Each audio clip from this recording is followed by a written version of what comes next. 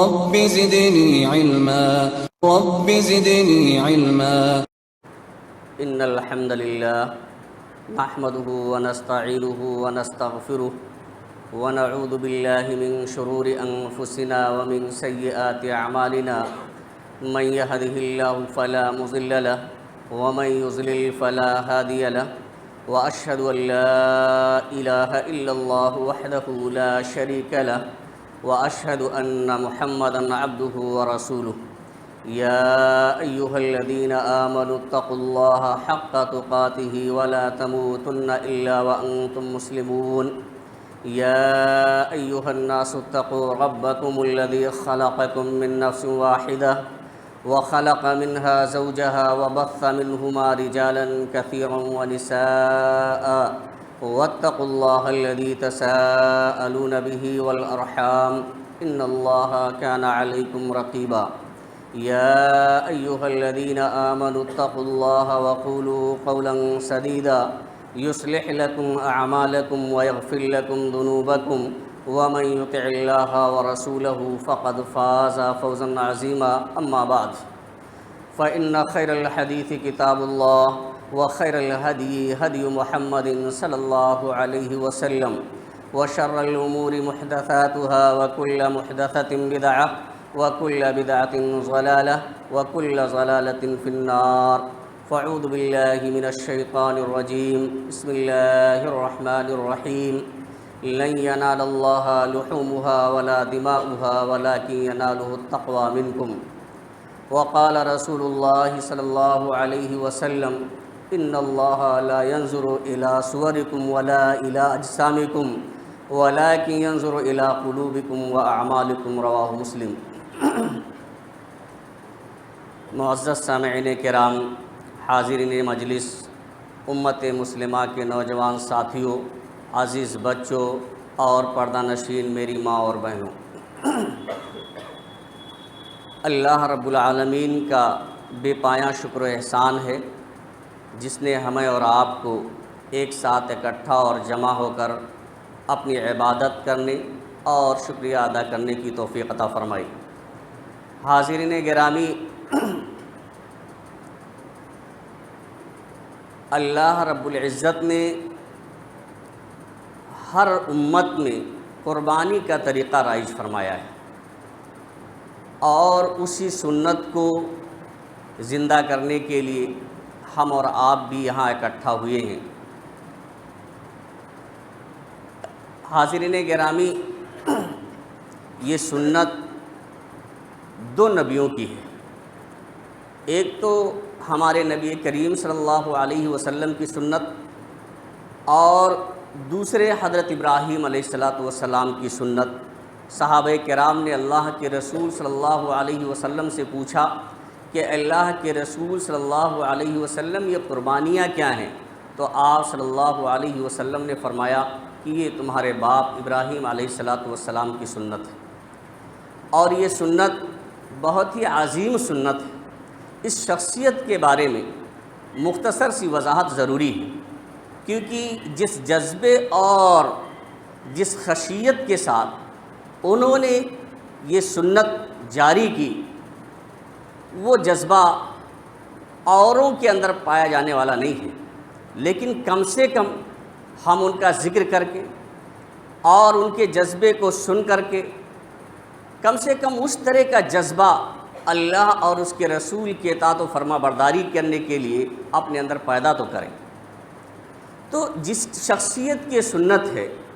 وہ اولو العزم پیغمبروں میں سے اور ان کی پوری زندگی کا ایک لمحہ نہیں، چند دن نہیں، بلکہ پوری کی پوری زندگی آزمائش میں گزری ہے، ابتلا میں گزری ہے. اللہ رب العالمین نے پوری زندگی ان کا امتحان لیا اور امتحان لینے والا اللہ رب العالمین خود اعلان کرتا ہے کہ جتنی بھی آزمائشیں میری طرف سے کی گئیں، جتنے بھی امتحان لیے گئے، ابراہیم علیہ السلام ان تمام امتحانات میں، تمام اگزام میں 100 نمبر سے پاس ہوئے. کسی میں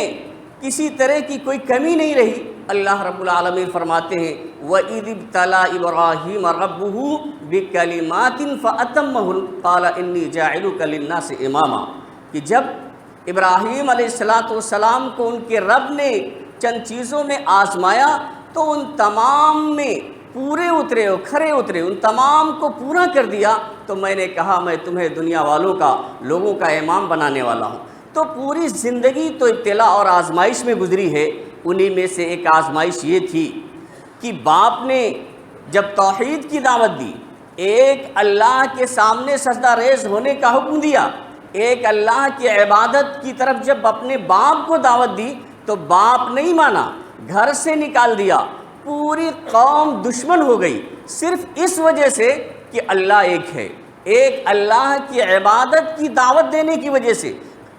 پوری قوم دشمن ہو جاتی ہے۔ یعنی گھر کا کوئی جھگڑا نہیں ہے، خاندان کا کوئی جھگڑا نہیں ہے، لین دین کا کوئی معاملہ نہیں ہے، صرف اس بات پر کہ ایک اللہ کی عبادت کی دعوت دے رہے تھے، اس لیے پوری قوم دشمن ہو جاتی ہے، یہاں تک کہ ان کے بارے میں یہ فیصلہ کیا جاتا ہے کہ آگ میں ابراہیم کو ڈال دیا جائے۔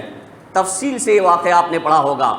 نمرود بادشاہ نے ان کو حکم دیا ان کے بارے میں کہ آگ کا الاؤ تیار کیا جائے، اور وہ آگ کا الاؤ اتنا زبردست تھا، اتنا تیز تند آگ تھی کہ بعض مفسرین نے یہ ذکر کیا ہے کہ اگر اس آگ کے اوپر سے کوئی پرندہ گزر کر جانا چاہتا تو اس کی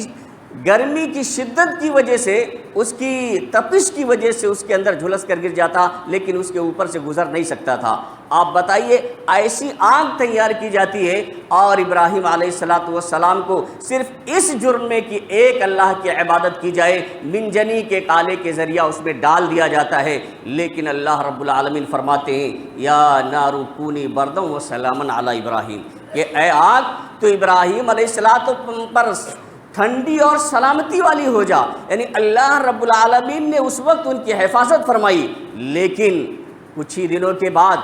جب کافی تمناؤں کے بعد، آرزوؤں کے بعد اور دعاؤں کے بعد کہ رب هب لی من الصالحین، اے میرے رب مجھے نیک اولاد عطا فرما، جب اللہ رب العالمین نے بڑھاپے میں اولاد سے نوازا تو فوراً ایک عظیم آزمائی شروع ہوتی ہے کہ اللہ رب العالمین یہ حکم دیتے ہیں کہ اپنی اہلیہ کو اور اپنے بیٹے اسماعیل کو، جو کہ ابھی ماں کا دودھ پی رہے ہیں مکہ کی وادی میں، جہاں کوئی رہنے والا نہیں ہے، کوئی بسنے والا نہیں ہے، کوئی مدد کرنے والا نہیں ہے، کسی طرح کا کوئی سہارا نہیں ہے، اور کھانے پینے کا سامان بھی وہاں میسر نہیں، ایسی جگہ میں جہاں کوئی نہیں ہے، اپنی اہلیہ کو اور اپنے بیٹے کو وہاں چھوڑ کے آ جاؤ۔ آپ غور کریں کیسے کیسے جذبات دلوں میں پیدا ہوئے ہوں گے۔ آپ بچے سے کس کو محبت نہیں ہوتی ہے، بیوی سے کس کو محبت نہیں ہوتی ہے، گھر سے کمانے کے لیے اگر باہر سفر کرتا ہے تو آنکھیں اشکبار ہو جاتی ہیں، دل مچلتا رہتا ہے، غم کے مارے وہ اپنے خاندان اور اپنے قرب و جوار اور اپنے پڑوس میں رہنے والے اپنے اعزاء و اقربا کی طرف آنکھ پھیر کر کے دیکھ نہیں پاتا ہے، اتنا غم ہوتا ہے، جبکہ اسے معلوم ہوتا ہے کہ دوبارہ واپس لوٹ کر آنا ہے۔ آپ بتائیے، اور جبکہ ابراہیم علیہ السلام کو معلوم ہے کہ اللہ رب العالمین کا حکم ہے چھوڑ کے آ جاؤ، پتہ نہیں کب حکم ہوتا ہے واپس لانے کا یا نہیں لانے کا، ایسے وقت میں وہ چھوڑ کر کے آتے ہیں تو ان کے اندر کیسے جذبات پیدا ہوئے ہوں گے۔ بہرحال وہاں مکہ کے بے آب و گیا میدان میں چھوڑ دیتے ہیں، واپس آنے لگتے ہیں۔ اہلیہ کہتی ہیں کہ آخر یہاں کیوں چھوڑ کے جا رہے ہو، کوئی جواب نہیں دیتے ہیں۔ جب یہ کہتی ہیں کیا اللہ رب العالمین نے حکم دیا ہے، تو کہتے ہیں ہاں یہ اللہ رب العالمین کا حکم ہے۔ تو وہ فرما بردار بیوی کہتی ہیں تب اللہ رب العالمین ہمیں ضائع نہیں کرے گا، اللہ رب العالمین ہمیں ضائع نہیں کرے گا۔ جب نظروں سے اوجھل ہوتے ہیں تو یہ دعا کرتے ہیں ربنا انی اسکنت من ذریتی بواد غیر ذی زرع عند بیتک المحرم ربنا لیقیموا الصلاة فاجعل افئدة من الناس تہوی الیہم وارزقہم من الثمرات لعلہم یشکرون، کہ اے میرے پروردگار میں نے اپنی ذریت کے بعض حصے کو، یعنی بعض ذریت کو تیرے اس محترم گھر کے پاس مکہ کی غیر ذی زرع وادی میں ٹھہرا دیا ہے، اس مقصد کے تحت تاکہ وہ نماز قائم کریں۔ تو اے میرے پروردگار تو لوگوں کے دلوں کو ان کی طرف مائل کر دے اور انہیں پھلوں کی روزی عطا فرما۔ اور دعا کا اثر یہ ہے کہ ہر موسم کا پھل، جہاں پیدا ہوتا ہے اتنا عمدہ قسم کا پھل نہیں مل سکتا ہے، لیکن مکہ میں آپ دیکھیں کہ وہ پھل آپ کو مل جائے گا۔ بہرحال یہ اس آزمائش میں بھی پورے اترتے ہیں، لیکن چند دن ہی گزرتے ہیں۔ وہی بچہ جب دوڑ بھاگ کی عمر کو پہنچ جاتا ہے، بلوغت کی عمر کو پہنچ جاتا ہے، تو ایک بہت بڑی آزمائش ہوتی ہے جس کو اللہ تعالیٰ نے خود کہا ان ھذا لہو البلاء المبین، یہ بہت کھلم کھلا آزمائش ہے، بہت بڑی آزمائش تھی، اللہ تعالیٰ خود کہتا ہے۔ تو ایک بڑی آزمائش جس سنت کو ہم اور آپ ابھی زندہ کریں گے انشاءاللہ، کیا ہوا؟ اللہ رب العالمین نے اس کا نقشہ کھینچا ہے کہ فلما بلغ معه السعي قال يا بني اني ارى في المنام اني اذبحك فانظر ماذا ترى قال يا ابت افعل ما تؤمر ستجدني ان شاء الله من الصابرين فلما اسلم وتله للجبين وناديناه ان يا ابراهيم قد صدقت الرؤيا انا كذلك نجزي المحسنين۔ حاضرین گرامی، جب یہی اسماعیل علیہ السلام، آپ غور کریں کہ بچپن میں حکم ہوا ماں کا دودھ پی رہے ہیں کہ ایسی جگہ چھوڑ کے آ جاؤ جہاں کوئی بسنے والا ہی نہیں ہے، اور وہاں بہت سے اعمال ہوئے جسے حج کے موقع پر ادا کیے جاتے ہیں، اس کی تفصیل کا موقع نہیں ہے۔ بہرحال اس امتحان میں پاس ہونے کے بعد جب یہ قریب البلوغ ہو جاتے ہیں تو اللہ رب العالمین کی ایک بڑی آزمائش یہ آتی ہے کہ ابراہیم آپ اپنے بیٹے کو اپنے ہاتھ سے ذبح کر دیں۔ اللہ رب العالمین کی طرف سے صراحتاً حکم نہیں ہوا ہے، خواب میں دکھایا جاتا ہے، لیکن انبیاء کرام کا خواب سچا ہوتا ہے، اور یہ وہی ہے۔ جب یہ خواب میں دکھایا جاتا ہے تو ابراہیم علیہ السلام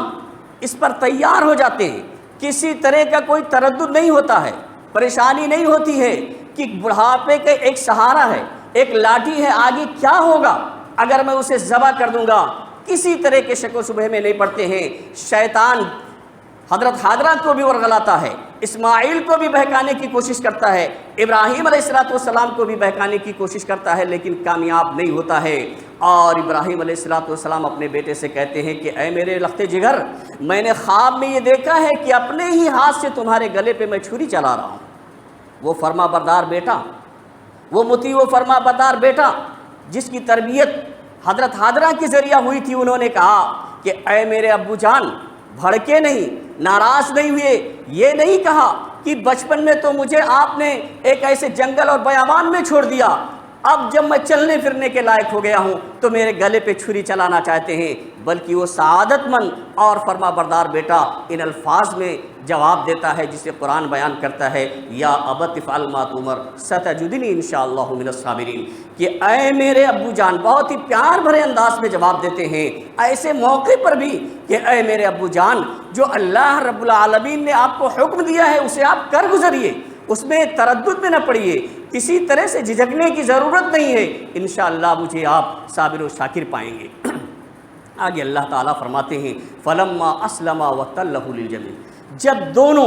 باپ اور بیٹے بالکل اللہ رب العالمین کے مطیع و فرما بردار ہو گئے، دونوں قربان ہونے کے لیے، باپ قربان کرنے کے لیے اور اسماعیل علیہ السلام قربان ہونے کے لیے تیار ہو گئے، وتلہ للجبین، اور اسماعیل علیہ السلام کو، بیٹے کو ابراہیم علیہ السلام نے جب پیشانی کے بل لٹا دیا، پیشانی کے بل لٹا دیا اور ذبح کرنے لگے، تو اللہ رب العالمین کو چونکہ اولاد کی قربانی مقصود نہیں تھی، اللہ رب العالمین دل کا تقویٰ اور پرہیزگاری دیکھنا چاہتا تھا، اللہ رب العالمین کی اطاعت کا جذبہ کتنا ہے وہ دیکھنا مقصود تھا، اس لیے اللہ رب العالمین نے کہا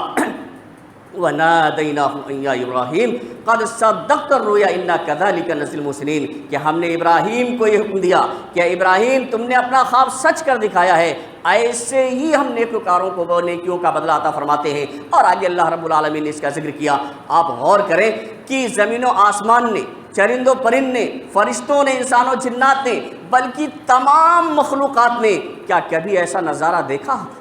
اس سے پہلے اس طرح کا نظارہ کسی نے نہیں دیکھا ہوگا۔ تمام مخلوقات سکتے میں ہیں کہ آج کیا ہونے والا ہے کہ ایک بوڑھا باپ جو کافی تمناؤں اور کافی دعاؤں کے بعد جب ایک لاٹھی پاتا ہے تو اللہ کا حکم جب ہوتا ہے تو اس حکم پر اس کو بھی قربان کرنے کے لیے تیار ہو جاتا ہے۔ تو حاضرین گرامی، اس سے سبق کیا ملتا ہے؟ 2 یا 3 باتیں اس سلسلے میں آپ دیکھ لیں۔ ایک تو یہ کہ دنیا کی کوئی بھی چیز ہو، کتنی بھی محبوب ہو، اور جو اس سے معلوم ہوتا ہے سب سے محبوب چیز اولاد ہی ہوتی ہے، کیونکہ اللہ رب العالمین نے محبوب چیزی کی قربانی کا مطالبہ کیا تھا، اور محبوب چیز حضرت ابراہیم علیہ السلام نے یہی سمجھی کہ میری یہ اولاد ہے۔ تو جب اللہ اس کے رسول کا حکم ہو جائے تو کوئی بھی چیز اس کے آڑے نہیں آنی چاہیے۔ اس حکم کی تعمیل میں دنیا کی محبوب سے محبوب چیز، حتیٰ کہ جان کی بھی قربانی پیش کرنے کی ضرورت پڑے تو انسان کو اس سے گریز نہیں کرنا چاہیے۔ دوسری چیز یہی یہ معلوم ہوتی ہے خواتین کے لیے کہ فرما بردار خاتون کی یہ صفت ہونی چاہیے، فرما بردار عورت کی یہ صفت اور یہ خوبی ہونی چاہیے جس شوہر اسے کسی چیز کا حکم دے، خاص طور سے جس میں اللہ اس کے رسول کی اطاعت کی بات ہو، تو اس میں بالکل گریز نہیں کرنا چاہیے۔ آپ نے دیکھا کہ اپنی بیوی سے جب کہا کہ میں بیٹے کو لے کے جا رہا ہوں تو انہوں نے اس کو تیار کر کے ان کے سامنے بھیجا، جب وہاں ہجرت کر کے مکہ کے بے آب و گیا میدان میں چھوڑ دیا، اس پر بھی انہوں نے یہی کہا جب اللہ رب العالمین کا حکم ہے تو اللہ رب العالمین ہمیں اس سے ضائع نہیں کرے گا، تو اطاعت کرنا چاہیے۔ اگر نیک خاتون ہے، نیک صفت خاتون ہے، تو اس کے اندر یہ جذبہ ہونا چاہیے کہ شوہر کے ہر حکم کی اطاعت کرے، خاص طور سے جس میں اللہ اور اس کے رسول صلی اللہ علیہ وسلم کا حکم ہو۔ اسی طرح سے نیک اور صالح اولاد کے اندر یہ صفت ہونی چاہیے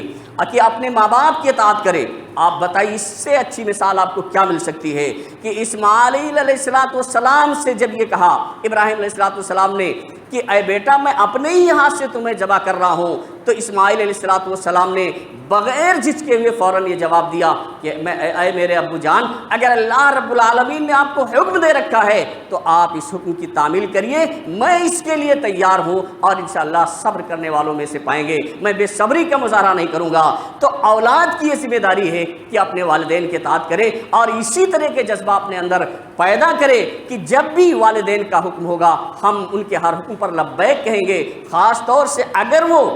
نیک کام کا حکم دیتے ہیں تو اس میں کبھی بھی تردد نہیں کریں گے، کبھی ناگزیر نہیں کریں گے۔ میں نے یہ جو آیت آپ کے سامنے تلاوت کی تھی اس میں اللہ رب العالمین نے فرمایا ہے کہ لن ینال اللہ لحومها ولا دماؤها ولکن ینالہ التقوی منکم۔ حاضرین گرامی، یہاں اللہ رب العالمین جس طرح سے اللہ رب العالمین کو اسماعیل علیہ السلام کی قربانی مطلوب نہیں تھی بلکہ تقوی و پرہیزگاری اللہ رب العالمین دیکھنا چاہتا تھا، ایسے ہی یہ جو قربانی اس سنت کو جو ہم اور آپ زندہ کرتے ہیں، آپ یہ جان لیں کہ اللہ رب العالمین کو اس کے گوشت کی ضرورت نہیں ہے، اللہ رب العالمین کو اس کا خون نہیں پہنچتا ہے، بلکہ اللہ رب العالمین کو تمہارے دلوں کا تقوی پہنچتا ہے۔ آپ کے اندر خشیت کتنا ہے، للہیت کتنا ہے، کس لیے یہ قربانی کر رہے ہیں؟ اللہ کی رضا کے لیے، اللہ کو خوش کرنے کے لیے، یا لوگوں کو دکھانے کے لیے کہ ہم نے 3-4 قربانیاں کی، 5 قربانیاں کی؟ یہ جذبہ ہے تو اللہ رب العالمین صرف تقوی و پرہیزگاری دیکھنا چاہتا ہے۔ اس لیے اس عظیم سنت کو جب ہم زندہ کریں تو ہمارے اندر تقوی ہونا چاہیے، ہمارے اندر پرہیزگاری ہونی چاہیے، ہمارے اندر یہ جذبہ ہونا چاہیے کہ ہم یہ سنت ابراہیمی کو اور سنت رسول صلی اللہ علیہ وسلم کو جو زندہ کر رہے ہیں، جو اس پر عمل کر رہے ہیں، اس سے اللہ رب العالمین راضی ہو جائے، غیر کی رضا مطلوب نہ ہو، دوسرے کی رضا مطلوب نہ ہو، دوسرے کو خوش کرنا نہ چاہتے ہوں، کیونکہ اللہ رب العالمین انہیں عملوں کو دیکھے گا قیامت کے دن، تقوی و پرہیزگاری کو دیکھے گا۔ اللہ کے رسول صلی اللہ علیہ وسلم نے فرمایا کہ ان اللہ لا ينظر الى صورکم ولا الى اجسامکم، کہ اللہ رب العالمین تمہارے صورتوں کو نہیں دیکھتا ہے، تمہاری شکلوں کو نہیں دیکھتا ہے کہ کتنا خوبصورت بنایا ہے، تمہارے جسموں کو نہیں دیکھتا ہے کہ کیسا طاقتور توانا بنایا ہے، ولکن ينظر الى قلوبکم واعمالکم، لیکن اللہ رب العالمین تمہارے دلوں کو اور تمہارے اعمال کو دیکھتا ہے۔ اس لیے اس قربانی کرتے وقت بلکہ تمام اعمال کے لیے ضروری ہے کہ اللہ رب العالمین کی رضا مقصود ہو، اس کے علاوہ اور کسی کو راضی کرنا یہ چیز شرک میں آئے گا، جس کی مغفرت اللہ رب العالمین کے یہاں نہیں ہے اگر کوئی شخص مر جاتا ہے بغیر توبہ کرتے ہوئے۔ ایک بات اور کہ دیکھیں، قربانی ایک عظیم عبادت ہے جسے ہم اور آپ کرنے جا رہے ہیں، تو اس عبادت کے لیے ہر ممکن یہ کوشش ہونی چاہیے کہ اللہ رب العالمین ہماری عبادت کو قبول فرمائے اور صحیح طریقے سے سنت رسول کے مطابق کیا جائے۔ دیکھیں، ذبیحے کے بارے میں لوگ بڑی غفلت میں ہوا کرتے ہیں کہ کسی بھی آدمی سے ذبیحہ کرا لیتے ہیں۔ آپ دیکھیں کہ کم سے کم اس کا خیال رہے کہ ایسے شخص سے ذبیحہ آپ کرائیے جو نماز وغیرہ کا پابند ہو۔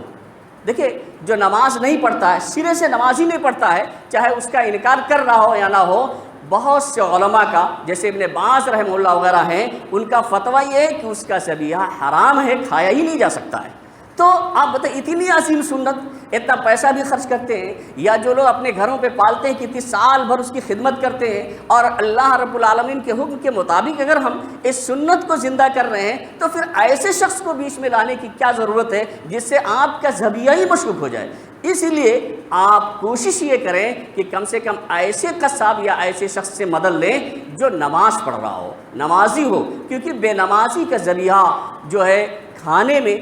بہت ہی مشکوک معاملہ ہے، کیونکہ جو لوگ کہتے ہیں کہ جائز نہیں ہے انہی کی دلیل زیادہ قوی اور مضبوط معلوم ہوتی ہے، اس لیے بے نمازی سے ذبیحہ نہ کرائیں۔ اگر کوئی شخص نہیں مل پا رہا ہے تو کم سے کم آپ اپنے ہاتھ سے ہی اس کو حلال کر دیں، خود حلال کر دیں، اور اس کے بعد اس سے کام کروا لیں۔ حضرت ابو موسیٰ اشعری رضی اللہ تعالیٰ عنہ تو اپنی بیٹیوں کو حکم دیا کرتے تھے کہ اپنے ہاتھ سے ذبیحہ کر لو۔ آپ بتائیے، تو بیٹیوں کو حکم دیا کرتے تھے صحابہ کرام کہ اپنی قربانی آپ خود کر لو، تو ہم اور آپ تو بدرجہ اولا کر سکتے، جب عورتیں کر سکتی ہیں تو مرد کیوں نہیں کر سکتا ہے؟ تو کم سے کم اگر آپ خود نہیں کر سکتے ہیں اپنے ہاتھ سے، دوسرے سے مدد لینا بھی جائز ہے، یہ حدیث ثابت ہے، لیکن کم سے کم ایسے شخص سے مدد ہو جو کم سے کم نماز پڑھنے والا ہو۔ اسی طرح سے قربانی کے گوشت کے بارے میں آپ ہمیشہ یہ خیال رکھنا چاہیے کہ ہم اور آپ خود بھی کھائیں، دوسروں کو بھی کھلائیں، اور جو جن کے پاس نہیں ہے، دیکھیے